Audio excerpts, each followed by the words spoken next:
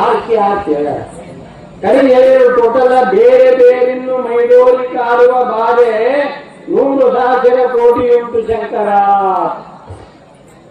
ಬೇರೆ ಬೇರೆ ಮೈದೋರಿ ಕಾಡುವ ಬಾಧೆ ಒಂದಲ್ಲ ಎರಡಲ್ಲ 100 ಕೋಟಿ ಎತ್ತದೆ. ಎತ್ತದವೇ 100 ಕೋಟಿ ಬಾಧೆ 100 ಕೋಟಿ ಉಂಟು ಶಂಕರ. ಇವೆಲ್ಲವುಗಳು ಎದರಿಂದ ಹೋಗ್ತಾವಪ್ಪ ಅಂದ್ರೆ ನೀರನರಿದಿವ ನನಗೆ ನೀನೇ ತೊಲಗಿಸಿ. ಇವರು ನನಗಾಗಲ್ಲ, ನಿನ್ನ ಸ್ನಾನ ಮಾಡ್ತೀನಿ, ನೀ ತೊಲಗಿಸು, ನೀನೇ ತೊಲಗಿಸು. ಸುಖದ ಸೂರ್ಯ ಗುರು ಶಂಭುಲಿಂಗ. ಏನು ನನಗೆ ಕೊಡುವಪ್ಪ ಅಂದ್ರೆ ಸುಖದ ಸೂರ್ಯ. ಸುಖ ಎದರಿಂದ ಆಗ್ತದಪ್ಪ ಅಂದ್ರೆ ಪರಮಾತ್ಮನ ಚಿಂತನೆಯಿಂದ, ಶಾಸ್ತ್ರ ಚಿಂತನೆಯಿಂದ. ಅಂಥದ್ದು ಕಲ್ಕೊಂಡ್ರೆ ಸುಖ ಆಗಕ್ಕೆ ಸಾಧ್ಯನೇ ಇಲ್ಲ.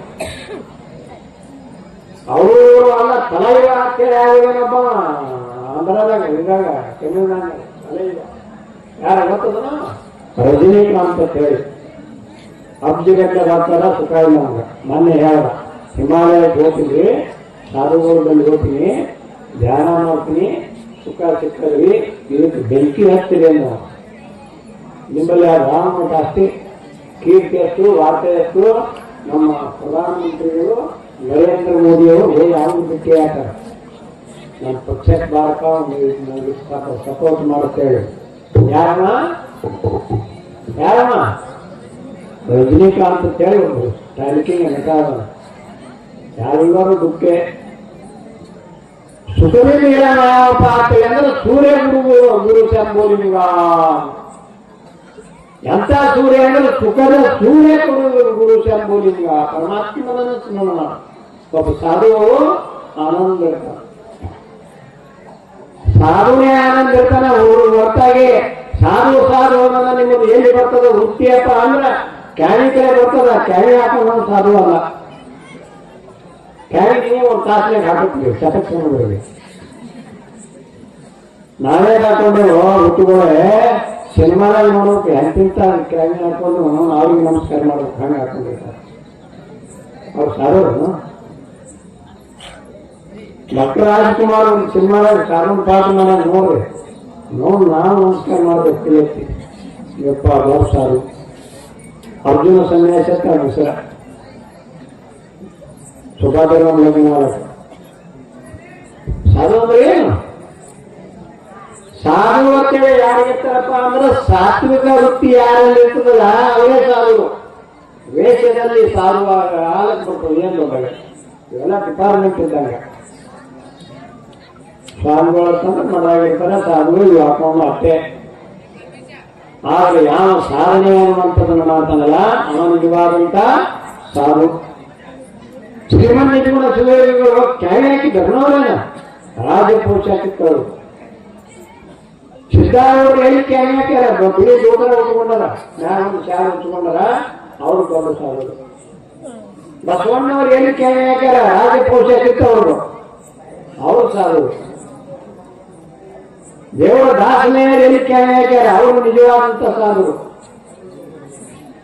ಅದಕ್ಕೆ ಹೇಳ್ತಾರೆ ಅವರು ಏನಪ್ಪ ಅಂದ್ರೆ ಜತಿ ಮುಂದಿಯು ಕಿತ್ತಿಗೇತನು ಜಿಟರ ಕಾವಿಯ ಭಕ್ತದಂತೆಯೇ ಕುಟಿಲ ಸನ್ಯಾಸಿಗಳು ನಿಜವನ್ನು ಮರೆತು ಬಾಳಿದರೆ ನಟನೆ ಮಾಡುವ ಹೊಟ್ಟೆಗೋಸುಗ ಶತೆಯ ವ್ಯಕ್ತಿಗಳನ್ನು ಪೇರುತ್ತ ಪುಡಿದು ಬೀಳುವರು ಮನವಿಸಿದ್ದ ರೂಢಗಳನ್ನು ಬಲಿಸುವರು.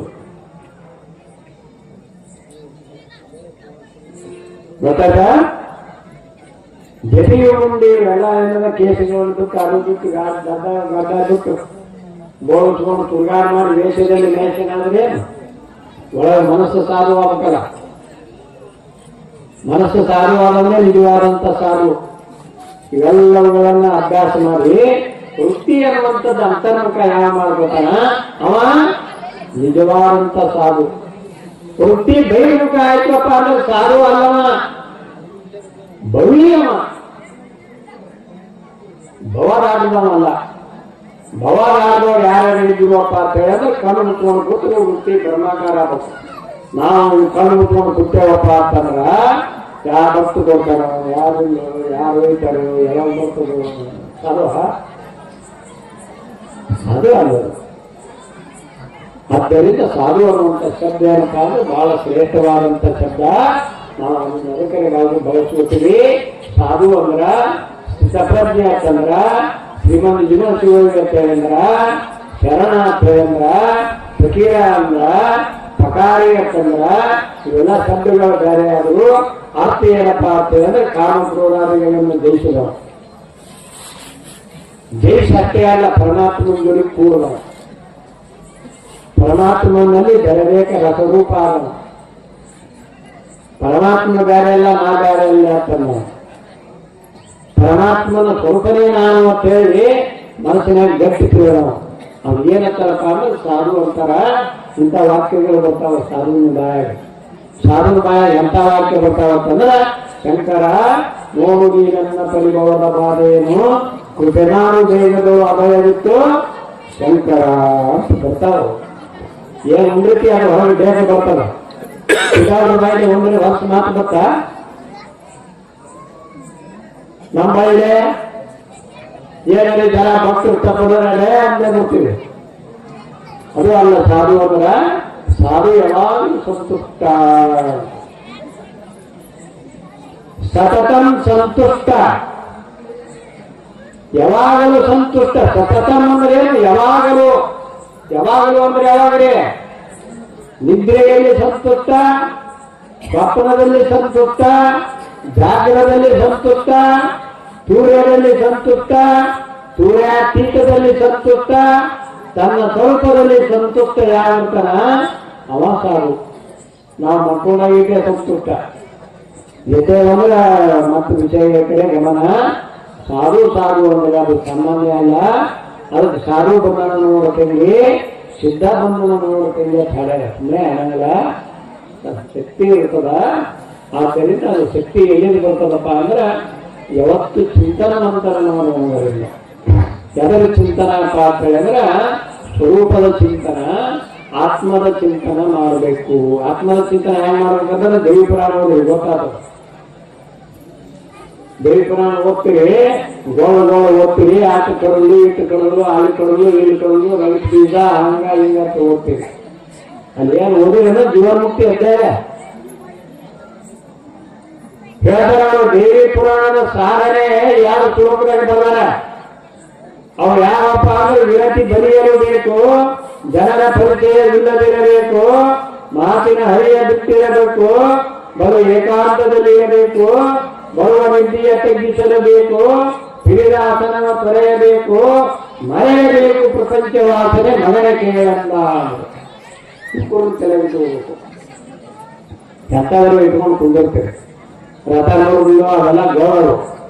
ರಥ ನೋಡಲು, ಗಾಳಿ ನೋಡಲು, ಮುಂಗಿರ್ಲು, ಕಡಲು, ಆಪತ್ತೆ ಮುಂಗಿರ್ಲು ಅಕ್ಷಸ್ ಮಾಡ್ರಿ ದೇವಿನ ಹಿಟ್ಸ್ ಸತ್ತಾರ, ಪಾಯಿಂಟ್ಸ್ ಸತ್ತಾರ, ಡೆಫಿನೇಷನ್ ಅಂತ ಅಂತಾರೆ. ನಿಜ ನೋಡಲು ಕೆಲವೊಂದು ಲಕ್ಷಣಗಳನ್ನು ನಾವು ನೋಡ್ಬೇಕಾಗ್ತದೆ. ಆದ್ದರಿಂದ ಹೇಳ್ತದೆ ಟೈಮ್ ಬಾಳಗಿರ ಶಂಕರ ನೋಡು ನನ್ನ ಪರಿಭವದ ಬಾಧೆಯನ್ನು ಕೃಪೆ ಮಾಡುವುದೇಗಳು ಅಭಯ ಇತ್ತು ಶಂಕರ. ಅಭಯ ಅಂದ್ರೆ ನನಗ ವಿಶ್ವಾಸ ಕೊಡು, ನನಗೆ ಆಶ್ವಾಸನೆ ಕೊಡು, ನನಗೆ ಅಭಯ ಕೊಡು.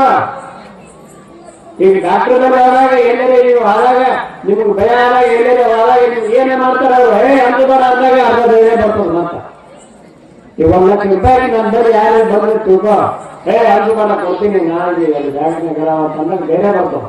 ಅಪ್ಪವ್ರು ನಾಳೆ ಕೊಡ್ತೀವಿ. ಅಭಯ ಅದು ಭಯ ಆಯ್ತು. ಒಂದು ಮಾತು ಬಂದು ಹೇಳ್ಕೊತಾನೆ, ಕೊಡ್ತೀನಿ ನಾಳೆ ಕೊಡ್ತೀನಿ ಎಲ್ಲರೂ ಹಂಗೆ ಹೆಂಗೆ ಅಭಯ ಇದೆಯಲ್ಲೇ ಇದು ಯಾವ ಅಭಯ?